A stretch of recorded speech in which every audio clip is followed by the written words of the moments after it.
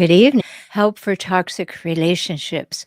I'm Dr. Rhoberta Shaler, and I'm so glad that you've joined. We're going to be talking about something so basic tonight, but I recognize that not everybody understands what might be called healthy love. So tonight we're going to talk about what is healthy love. Seems like it should be obvious, but it really isn't. So, we're going to dive deeply into that. And if you're joining me for the first time tonight, welcome. I'm so glad you found me. And if you're returning, I hope you found value and it brought you back. And I'm delighted that it did. If you want to know more about my work, or you can go to, or more about the podcast, you can go to saveyoursanitypodcast.com, where there's over 250 episodes for you, and you can choose whatever it is you need to know at the moment. If you'd like to know more about my work, you'll find me at forrelationshiphelp.com, forrelationshiphelp.com. And if you find value and you would like to be a supporter, go to patreon.com/saveyoursanity. Patreon.com/saveyoursanity. So tonight, what is healthy love? Now, you may already have some great ideas about it, things that you aspire to, or you may have some things that you erroneously think are healthy love, or you're getting some love, but definitely not enough, and you deserve to have more love. So, where did we get our context for love? Well, right from the time we were born, we were learning about it. We were learning about it from our parents primarily, our siblings, other family members, maybe from our spiritual pursuits, maybe from outside relationships or schools or organizations. And then, aside from all that, we got the context that we saw on television or in the movies or in books or in other people's houses when we visited. So we get a lot of input about what love is and what it is to us and how we experienced it. But was it healthy? Well, we're going to figure that out. And one of the hallmarks of having healthy love is that you felt cherished and safe. Cherished and safe. We could feel safe enough because we had food or roof over our head or enough money or things that allowed us not to feel like we were lacking. But did we feel safe emotionally? Did we feel cherished? Did we feel seen? Did we feel heard? Did we feel known? Did we feel acknowledged? Did we feel appreciated? Do we feel accepted? All of those things are things that I talk about in my book, Kaizen for Couples, that relate to how you would experience healthy love. And you would have experienced that from a very young age. Or was your parent in competition with you? Or could you not get their attention in any way except to do exactly what they wanted in exactly the way they wanted it to be done? Or were you parentified? You know, in the episode that I did not long ago on how narcissistic parents damage their children, was talking about this. If you were parentified, it meant that your parents did what I call upside down parenting. Healthy parents have the needs of their children and they know that their job is to meet the needs of their children. That's healthy. But upside down parenting is what troubled people do, is they think that the child is supposed to meet the needs of the parents. So a child is parentified by at an early age having to take on being the parent to their parents. That's unhealthy. So you wouldn't have experienced healthy love in that situation. So being in competition, having a parent jealous of you, having a parent not speak to you, none of those things are healthy. So you may not know how to decide on whether or not you had healthy love. And I want to give you some context for that. There's a book that I really love. It's called um, Eastern Body, Western Mind, written by Anodia Judith. And she said this very profound thing. I'll read it to you. She said, travesties of love occur when the most needed element of life, that's love, is twisted and torn, withheld, and used as a means of control. Without knowing what healthy love looks like, we have a hard time creating it in our lives. We hang on to mere shreds of love, sacrifice ourselves on its altar, and run in fear when we find it. Very important, we hang on to mere shreds of love. Want to keep that in mind, because if you're used to getting mere shreds of love, you might think that that's healthy love, and it isn't. It isn't at all.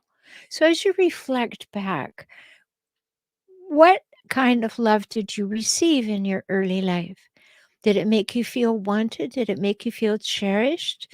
Did it make you feel special? Did it make you feel safe? Did you feel you could trust it? All very important points. So, this business of having mere shreds of love is a bit like thinking that when someone gives you breadcrumbs, that that's actually a full meal. And if you think about it, people get very used to just being emotionally starved.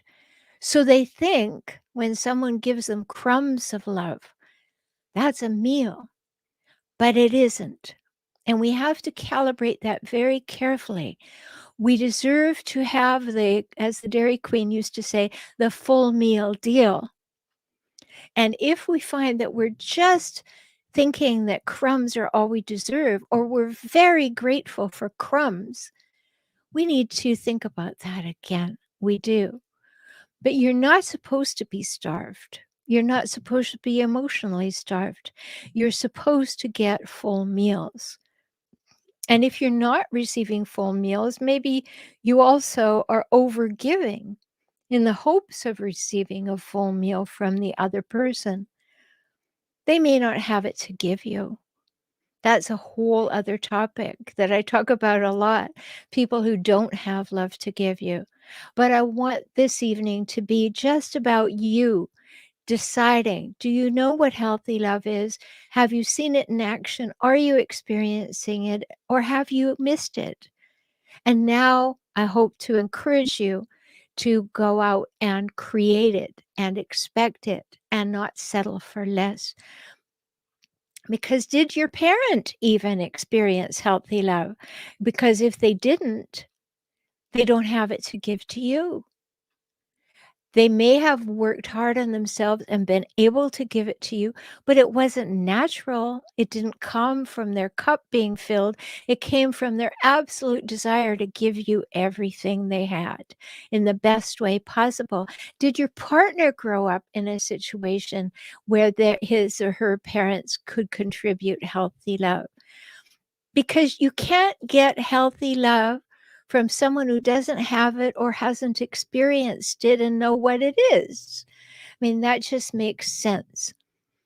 Now, of course, as I said, you can get healthy love from someone who recognized all the things I'm going to talk about today and made a very concerted, conscious effort to develop healthy love and to be able to experience it and express it and give it and receive it.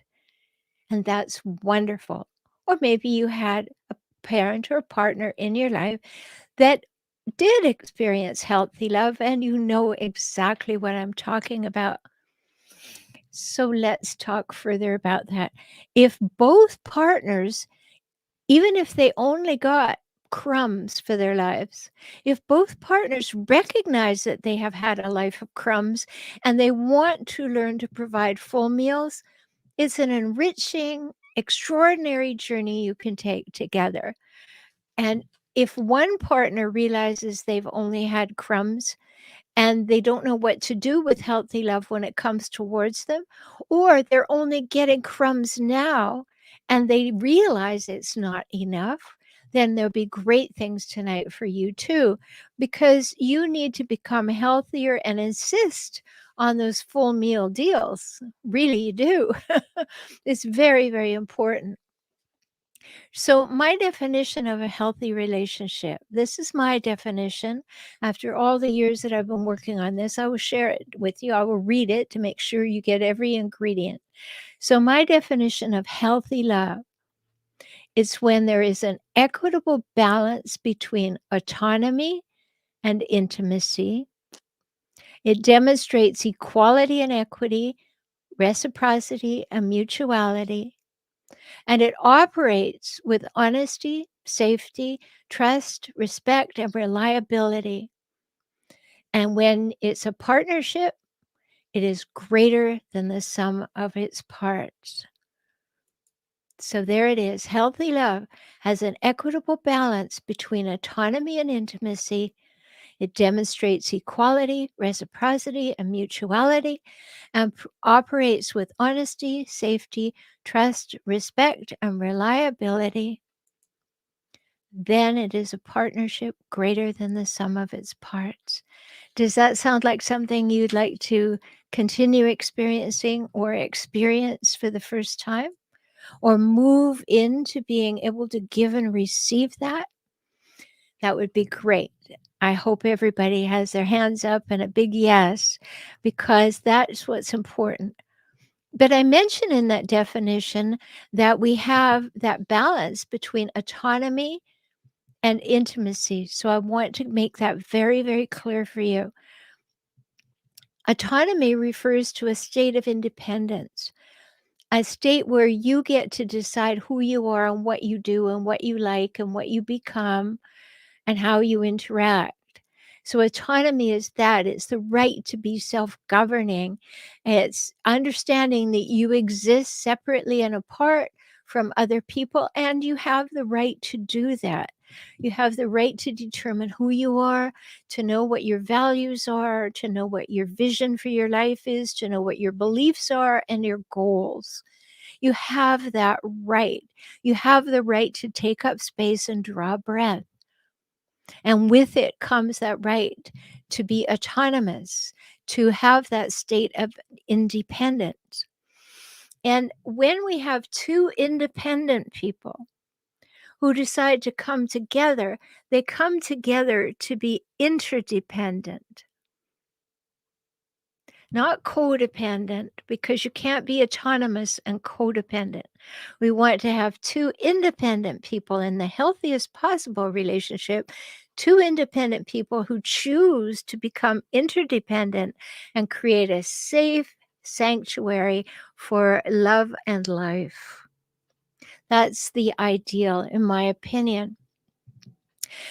And intimacy is marked by a warm, deep friendship filled with mutual regard and respect, and contains those things that I mentioned: honesty, safety, trust, respect, and reliability.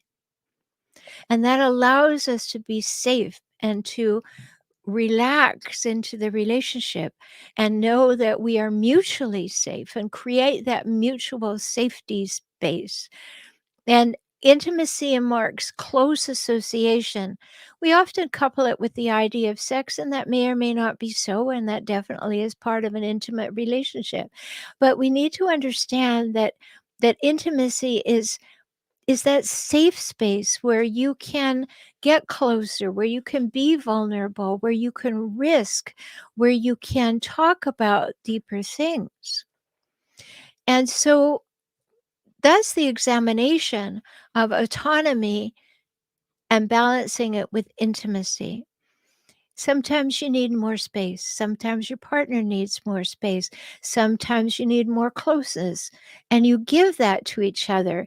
And it's like a game of catch. It's just going back and forth between the two partners. And then the second part of my definition involves those three must haves of a healthy adult relationship that I spoke about in episode 115: equality and equity, reciprocity, and mutuality.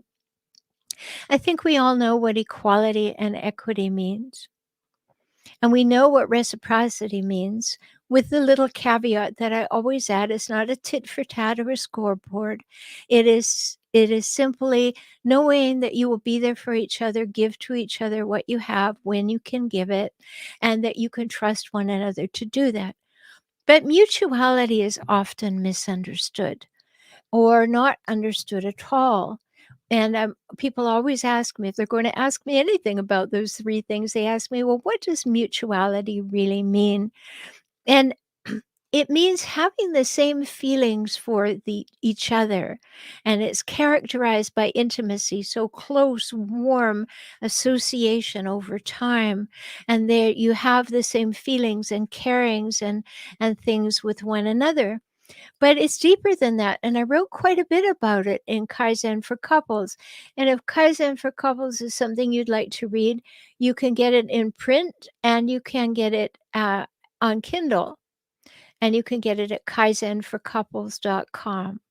Kaizen, or for my Canadian friends, Kaizen, for couples with an S.com. Kaizenforcouples.com. So in mutuality, I wrote about it extensively to help with that definition, because it's not a word that everybody uses. And the first thing I said about it in the book was mutuality is for emotional grown-ups. It's really important to know that, because it's based on an interest in each other as a whole complex pair of people living in the present moment. So very important. I'm not going to read all of it to you, but here are the highlights. Mutuality demands much more from you both. It requires your active interest in each other as different, complex, and fascinating individuals. What is important in mutuality is that you magnify your attunement and responsiveness to each other. You talk more, become more vulnerable and transparent with each other. You feel safe to share what is going on within you with your partner, your thoughts, your feelings, your fears, and desires. Empathy fosters this, and you can continue to deepen that safety to become each other's safe sanctuary in the world. You must stay present to each other, though. When you value the process of knowing, respecting, and enhancing your own growth and that of your partner, you demonstrate that you value the relationship. You are not consciously or unconsciously manipulating each other to get a greater sense of gratification or satisfaction, while overlooking the experiences, feelings, wants, and needs of your partner. Mutuality then is a two-way street with no obstacles, detours, or tempting parking places. It must flow unobstructed. A mutuality requires that we take care of each other. We're caring. We cherish each other. Someone once asked me, do you really, really want? They were asking me, what do you really, really want from a relationship? And there were lots of things on my list, but one of them that surprised the person who asked was, I said, I want to feel cherished. Don't you?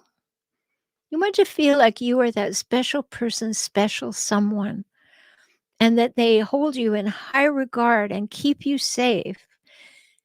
It's really an important thing.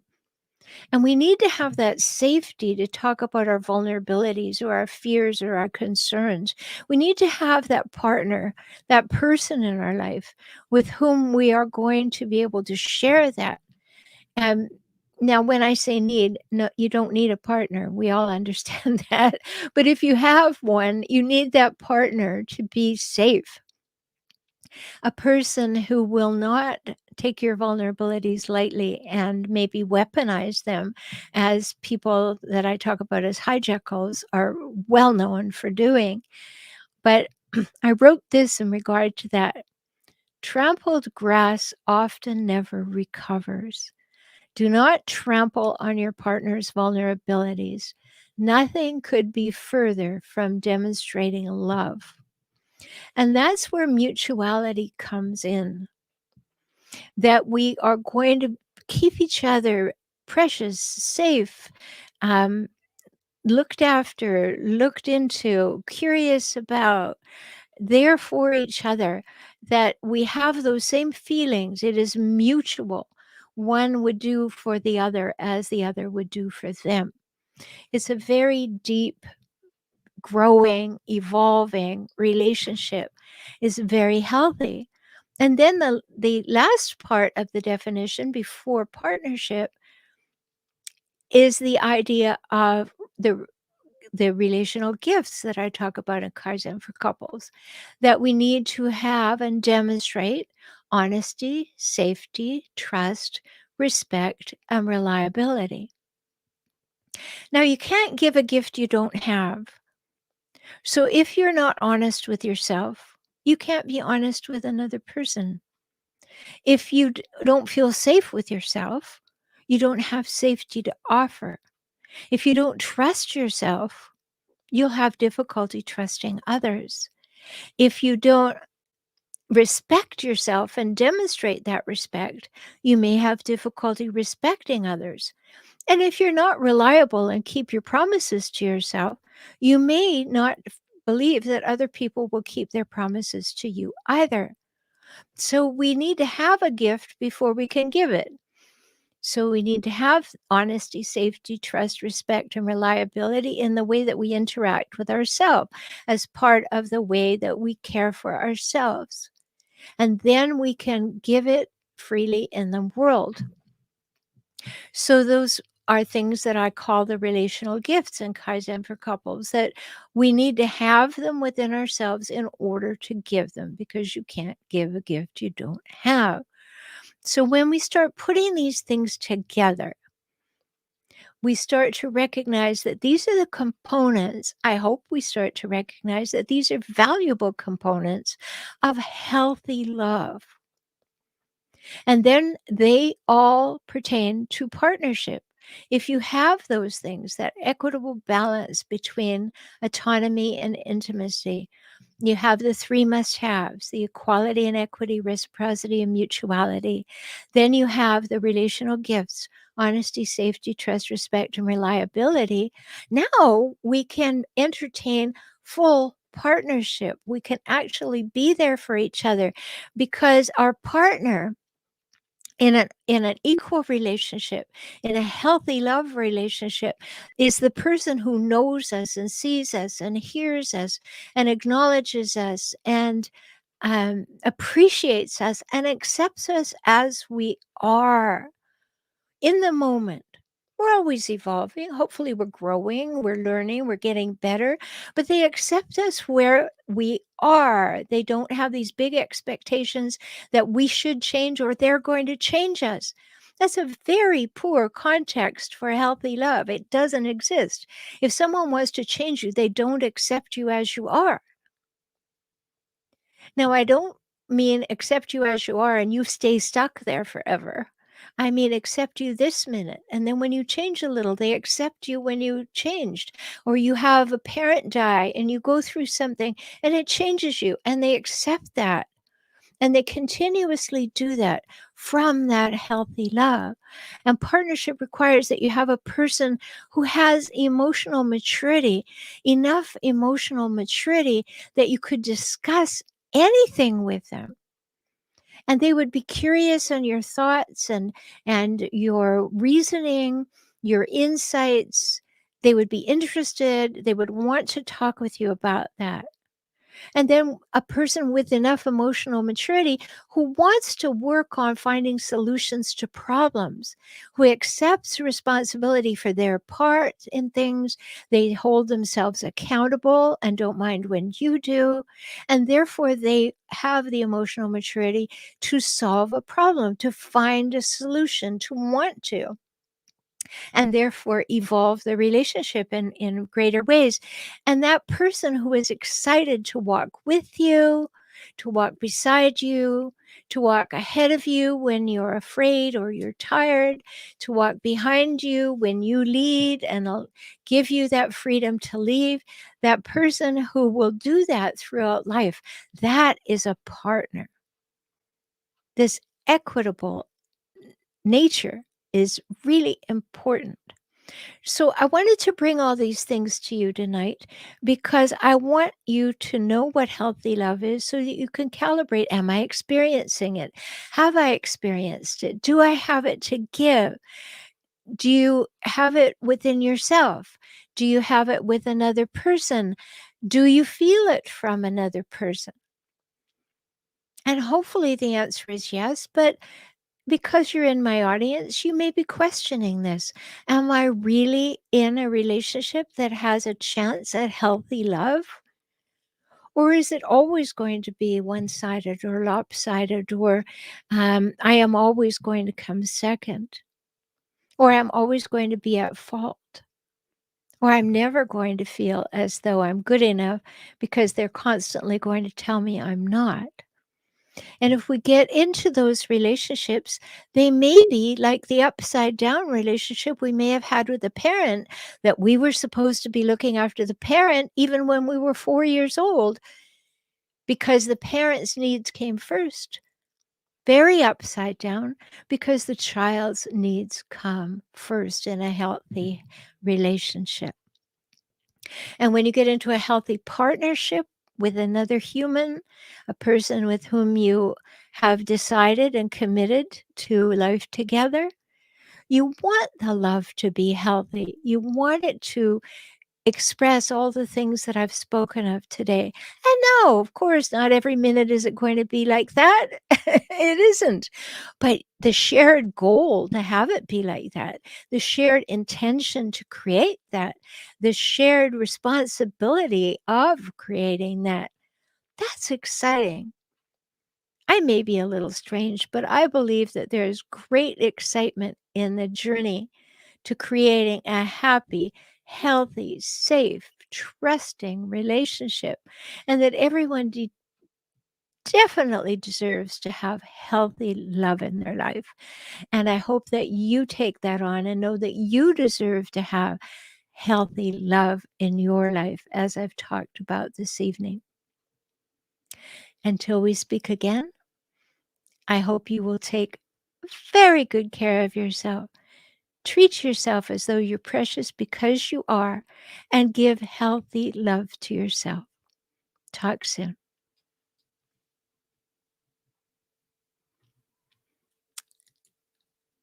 Hello, everybody, and welcome. Totally different topic tonight. I just wanted to share all that with you because something I haven't spoken about before. So I see we've had lots of comments. That's great. Gives us lots to talk about. Rondell says that sounds good. Ursel, hello. I haven't seen you post before. Says thank you. And then says, my narcissist mom, actually, I think she's borderline, is cutting herself. And for the last year since I had a baby, she's been acting up really badly. That's sad. I'm sorry that she's doing that. I'm sorry you have to experience that. But one of the things, Urstel, that I could suggest to you is that she sees that baby as competition. If she has hijackal tendencies, as you say, she sees that baby as competition and she's trying to get the attention back on herself in all likelihood. And if you can reassure her, and you'll never be able to reassure her enough, so don't think you can. But if you can make statements of reassurance that there's no love lost, that the baby is not taking the love that you might have for your mother, if you have any. Sometimes when you have a narcissistic mother, you can't find that. And I understand that. But what your mother is endeavoring to do is probably to get attention back on herself. And so she's telling you about the cutting, perhaps, to get that attention. Question whether she truly is cutting. If you've seen it, of course you believe it. But if it's just been reported to you, go a little deeper because that's an important and sad signal that she's feeling in competition for your attention with the baby. And that could end up very badly for your mother. So, Warm Up Bonham says, perfect topic, can't wait. Good. I like it when I get something perfect, don't you? Sky, hi, Sky. Now, everybody know that I don't post the comments where everybody can see them on the screen because I like everybody in this podcast evening to be able to post whatever they want and not have to worry it'll show up on the screen. So Sky says, I never knew or was modeled what love was. This is an elusive concept for me. No acts of endearment in my household. Yes, it's such a cold place to grow up, isn't it? I understand that completely. And I hope that you have found love so that you have some semblance of what it is, what it feels like, and go on to create more within your life. Ursula says personality disorders are always dissociative. Yes. Oh, you like the quote. Good. She went on to say, felt abandoned. And Sky said, I'm starved out for love. Yeah. That's what happens when we grow up with a parent or parents who are hijackals. They have no love to give. They have uses for you. I know some of you have heard me say that before because it's such a sad situation. The parents have uses for the children.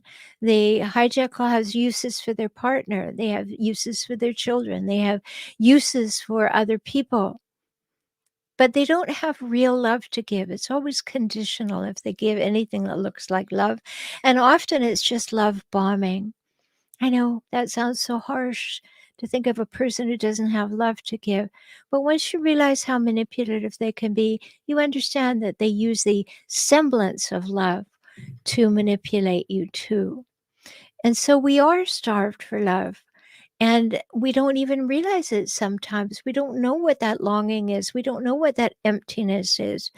And it could be that we have been living on crumbs and not experienced the full meal.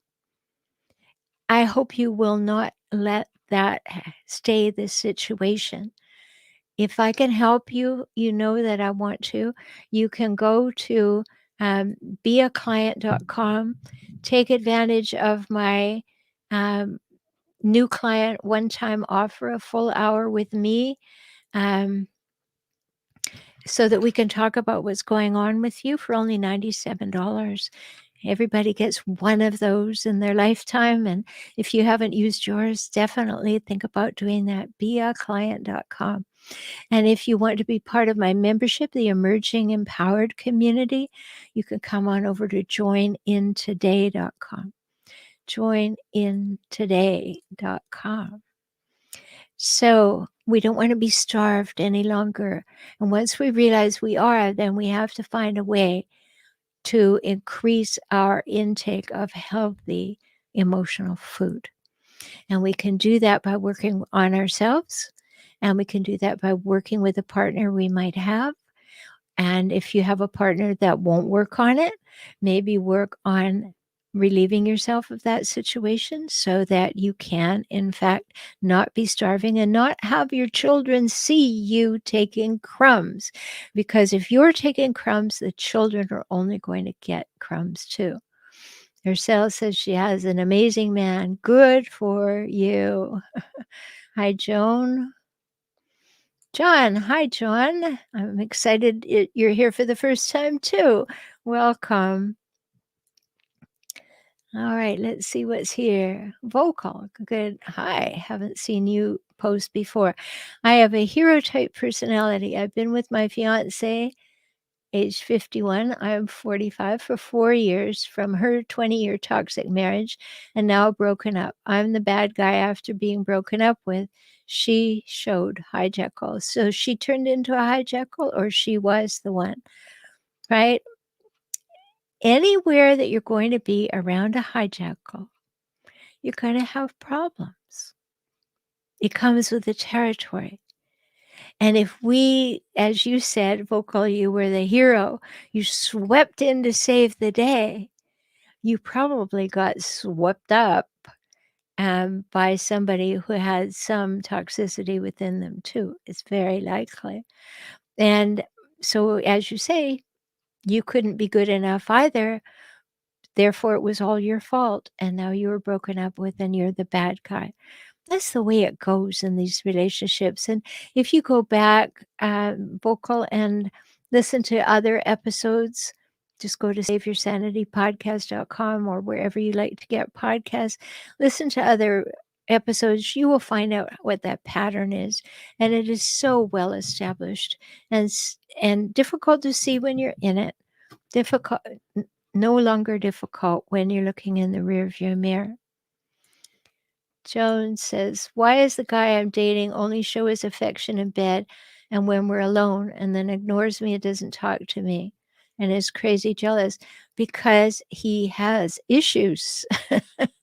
He has issues, and you are seeing several of these, right? And when you see them, make sure you whip off your rose-colored glasses or you'll miss them.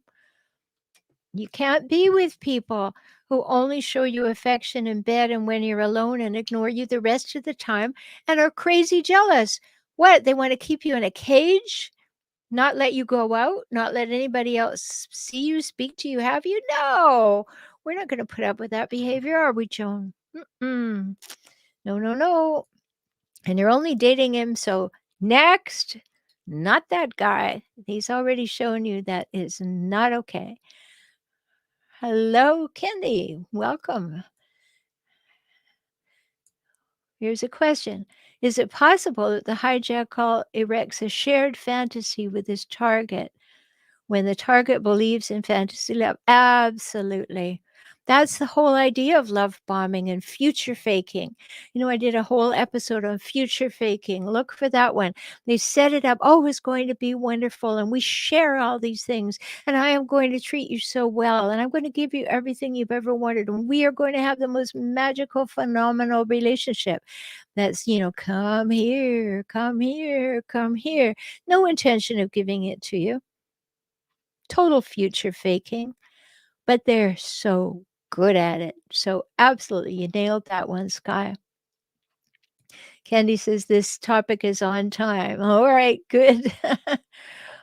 And Ursel says, true. What about family? Different dynamics? No, all the things that I talked about are similar in families as they are in primary romantic relationship. John says, change does need to happen in a relationship all the time. Yes. When I used to have an office back in the day when we weren't all Zoomified, I would so often have couples in, and one member of the couple would say, well, they aren't the person I married. And I would applaud, great. And they were, what do you mean? What do you mean you're applauding? Well, are you the person you were 15 years ago? Because if you are, wow, is that boring? You haven't evolved, you haven't grown, you haven't experienced, you haven't learned anything. Oh, absolutely, John. Change does need to happen in a relationship. And you need to have healthy love so you could talk about the change, not be threatened by the change, to be able to solve problems, to talk through issues, to just say what you need to say and have your partner give you valuable feedback that you appreciate. And that kind of change is so important. Hi, Mystique. You're welcome. Whatever you're saying, thank you for. Lisa, hi, glad you're back. Wanted to just take, not be mutual or evolve himself. Yeah, well, there you have it. Unhealthy love, just wanting you to overgive so that he could overtake. There are as many males as females in the hijackal variety. So whether we're talking about a man or a woman as having hijackal characteristics doesn't matter. They exist in both ways. Whichever is greater within a person, the male or the female, it's the same. Joan says, I'm always at fault. Well, only as long as you stay there. Because if somebody's showing you that you are always at fault, you have to say, not so, doesn't happen that way. we're in this together. There are two of us here. Something's not working, and that means something not working for and with each of us. And if you're not willing to talk about it, to be accountable for your part in it and responsible for how we solve this, bye bye. And the good news, Joan, is that you're dating.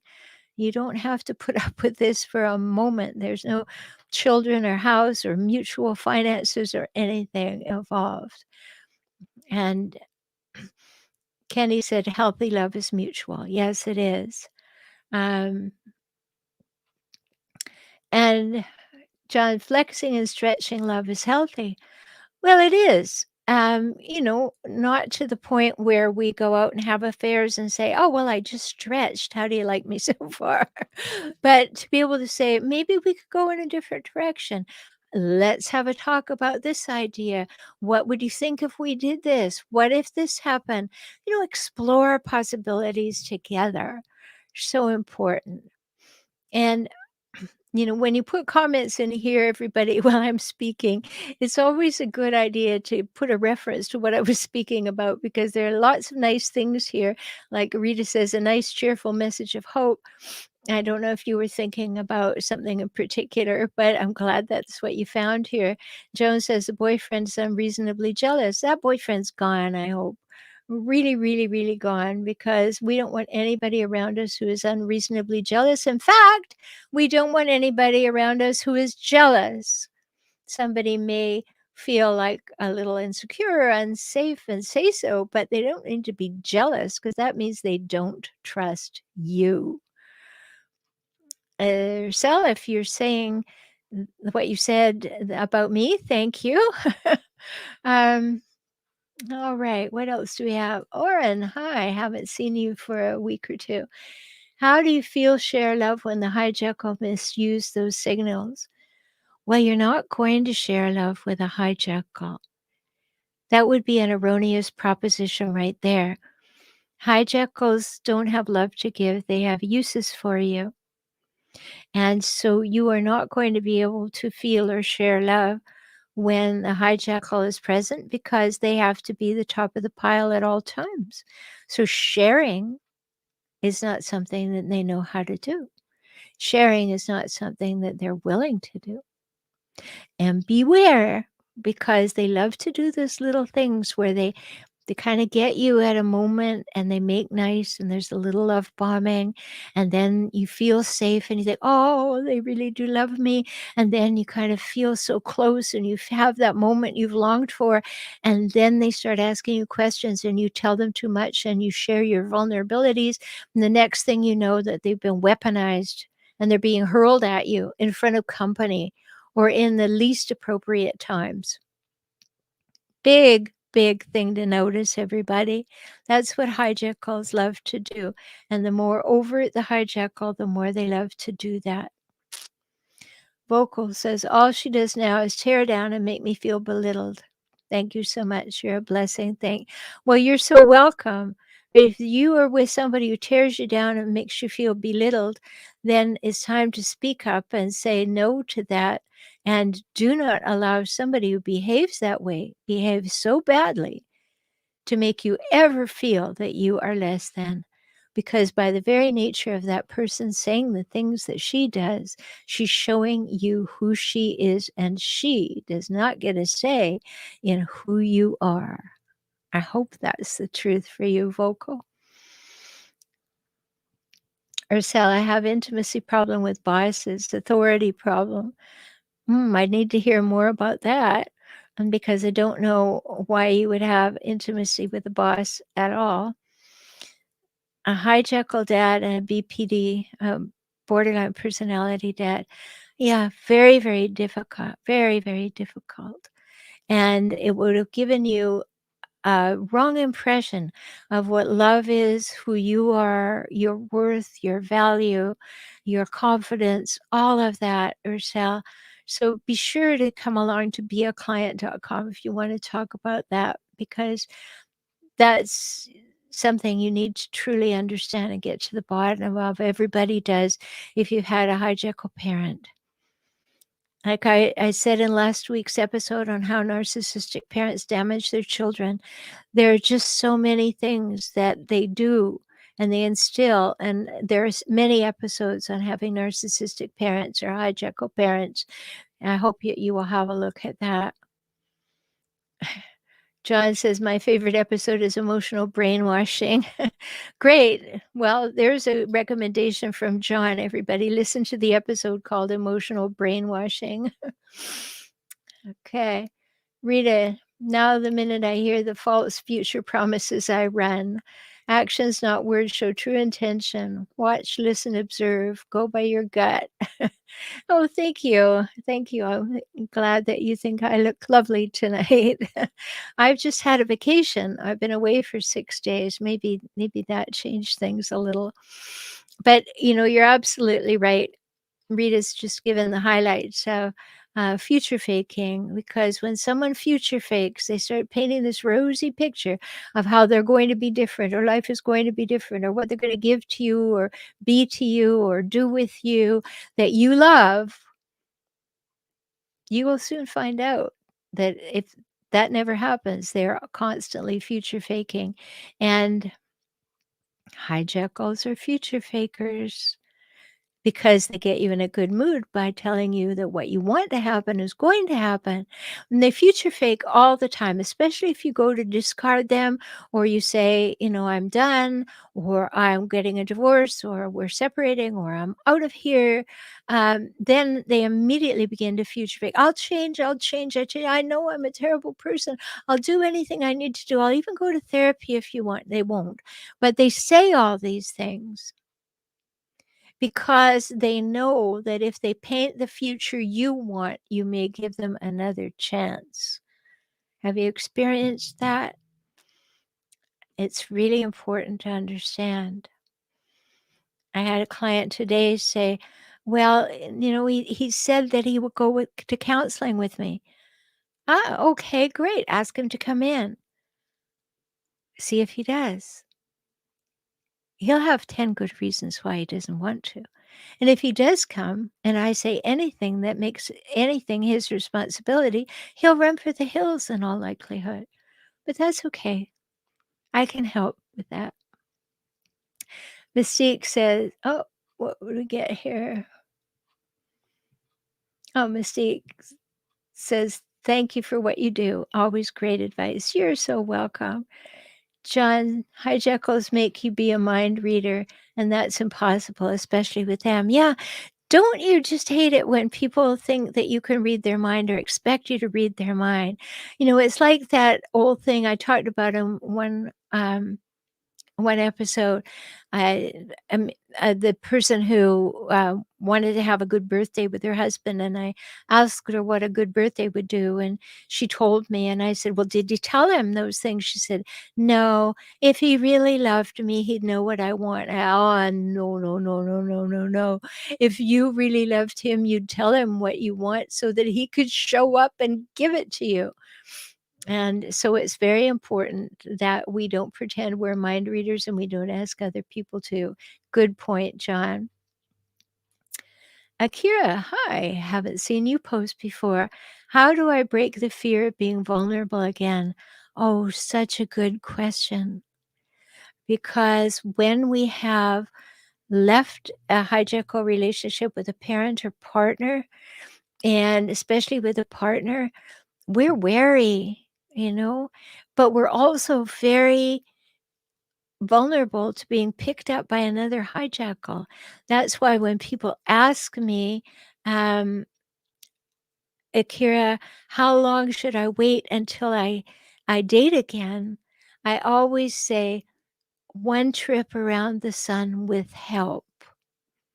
If you get some help from me or someone else, and you use that help and you do what I say, and for a year, and you can do some practice dating. That's something I talk about, practice dating, but that's a very special concept. And if you wait a year, then you can build up the ability to trust yourself again, so that you know how to be vulnerable but not fall for anything. To be vulnerable but whip off your rose-colored glasses so you see red flags. That's very, very important. Sky asks, how do you keep from dissociating and falling into their false love trap? Well, first of all, you're in good shape because you can ask that question. You notice that you dissociate, meaning you give up yourself in favor of the other person. You just leave the present moment and you get all enthralled with their plans and their ideas and their energy. And then they paint the picture, they future fake, they love bomb, they give you everything that you've ever wanted from somebody in a future faking way, and they go, "Oh, finally, I've met the perfect person, my soulmate." And then they're going, "Ah, yeah, got ya." And there you are. You know, in my book, Escaping the Hijackal Trap, I have a whole chapter called The Gotcha Factor, because that's what they wanna do, they wanna get ya. So back to the question about meeting someone new and being able to break the fear of being vulnerable, you absolutely want to be able to see the red flags, but you also want to realize that there are things that hijackals do, like, they say things like, "I know we just met, but I know I love you, and I'm gonna wanna spend the rest of my life with you." Wanna speed up everything, get you feeling like you are the only one, you are the apple of their eye, you're what they've been waiting for their whole life, and they do it in a really quick way because they know they can only keep up that pretense for a short period of time, so they try to reel you in as quickly as possible, and that's where you get that good question, Sky, about you won't wanna fall into their false love trap. You watch. Does this last for a year? You know, we're not in any hurry. We're looking for the best. You don't find the best by taking something that you have no idea what it is and then test driving it by marrying or moving in. Hijackals really want things to move quickly. They want you to marry them, move in with them, have a baby with them, share your finances, whatever it is. Let me get as much control and power over you as I possibly can. And then, whoa, I can go back to being my mean, nasty, selfish self. And so notice that. So when you are dating again, take your time, believe what you see. You know, I've said it a million times and everybody can say it with me. ABB, always believe behavior, not the words, believe the behavior. So important. Ursula, they are developmentally delayed brain damage. Well, they may have brain damage, but they have, it's unlikely. What's more important is that they have been raised in ways that gave them no idea of how to engage in healthy love. And so they were twisted and warped when they were young in toxic or traumatic situations, difficult situations, ongoing abusive situations, whether that's emotional or verbal abuse, physical or sexual or spiritual abuse.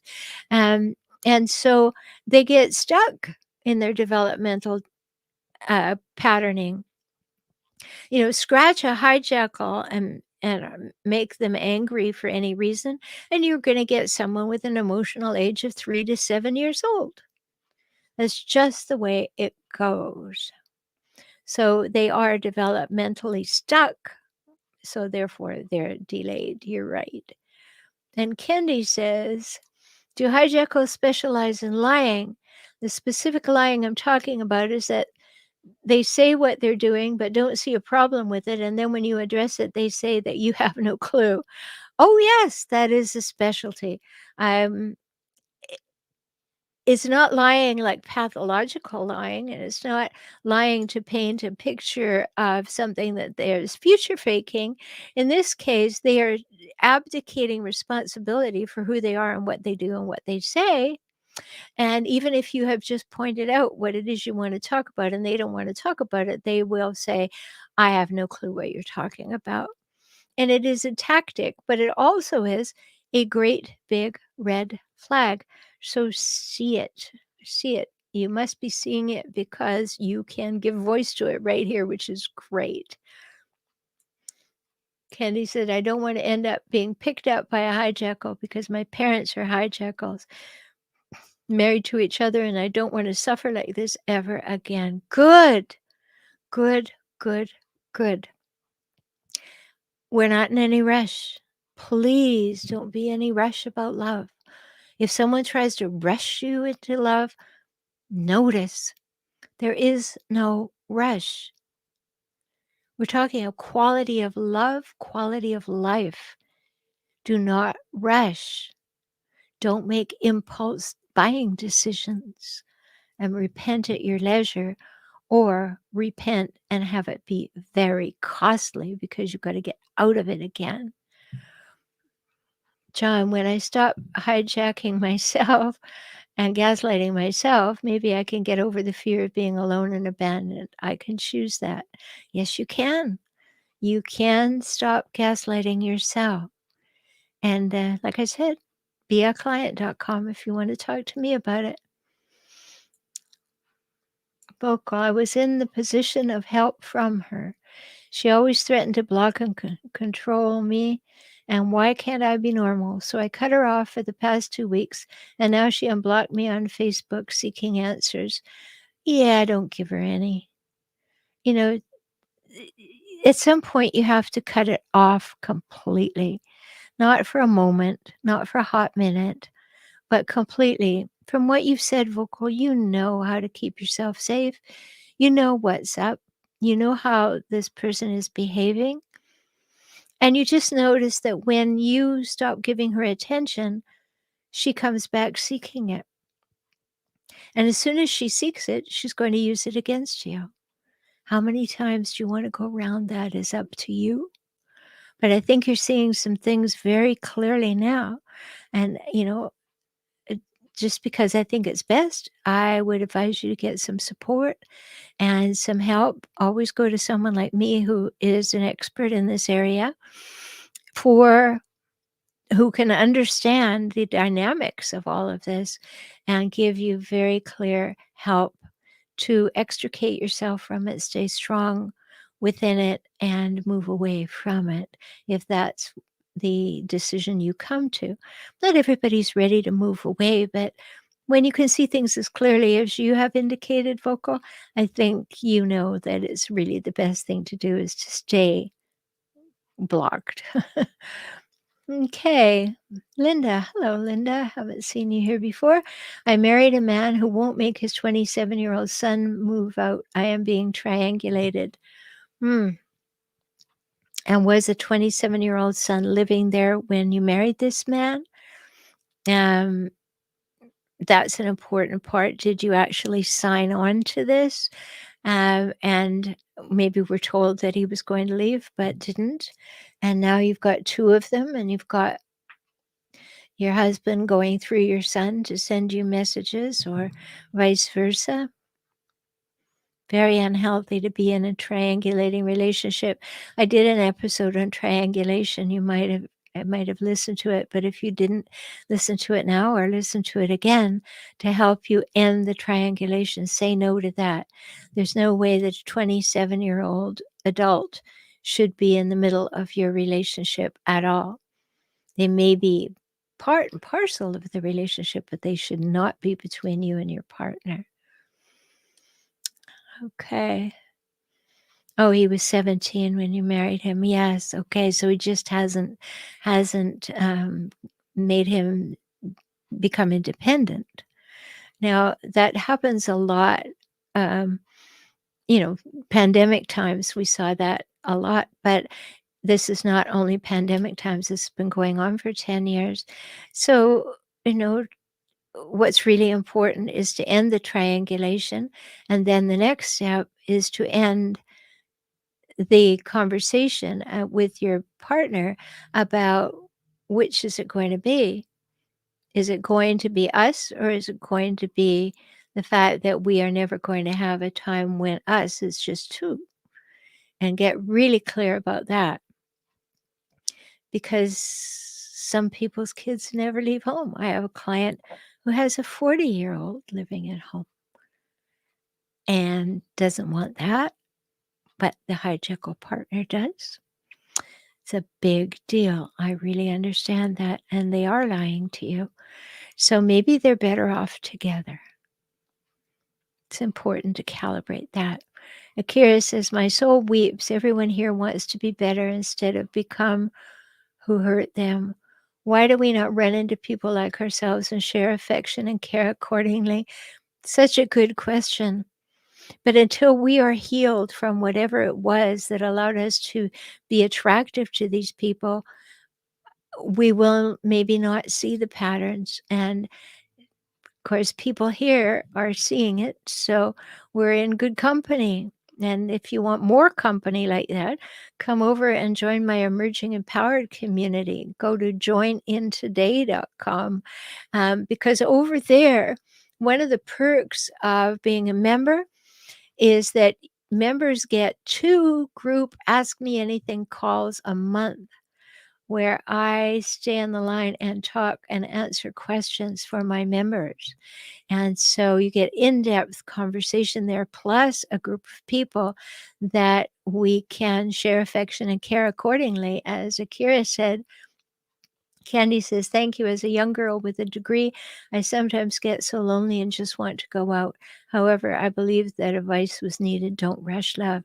Yes, I know. We feel sometimes left out and lonely, but please calibrate for yourself the difference between feeling alone and feeling lonely, so that you can make that distinction within you. Yes, I'm alone, but alone is better than in dysfunction.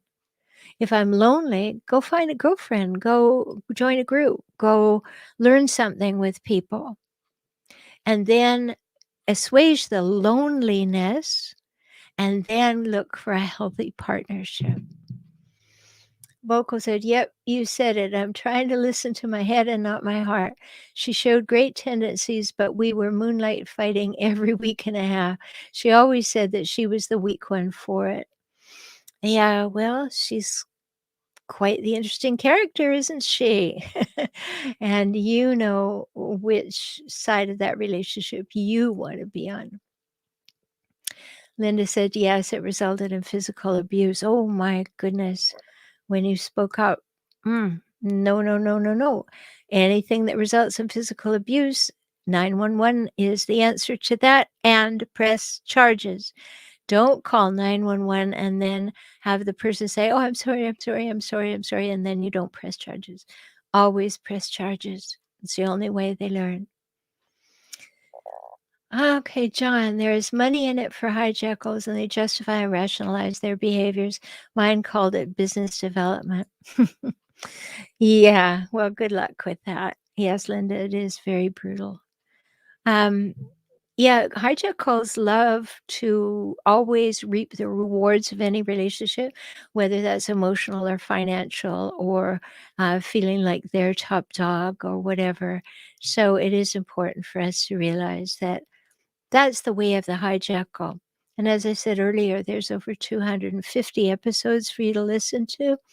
So go to saveyoursanitypodcast.com or wherever you like to get podcasts. And as usual, I wait until I haven't seen any new posts for 30 seconds, and we've come to that time that there haven't been any new posts for 30 seconds. So at that point, I feel that I've answered your questions, and I want to remind every one of you to treat yourself very well, because you're precious and you matter. And I'll look forward to talking with you maybe next Monday. Always Mondays at 7 p.m. Pacific time. And if you want to make sure that you know what the topic is, like my page on Facebook, facebook.com/hijackals, or subscribe to my YouTube channel for relationship help and hit the notification button. You are all so welcome. Thank you for all the thank yous, and I look forward to seeing you here again soon, and bring your friends. Good night.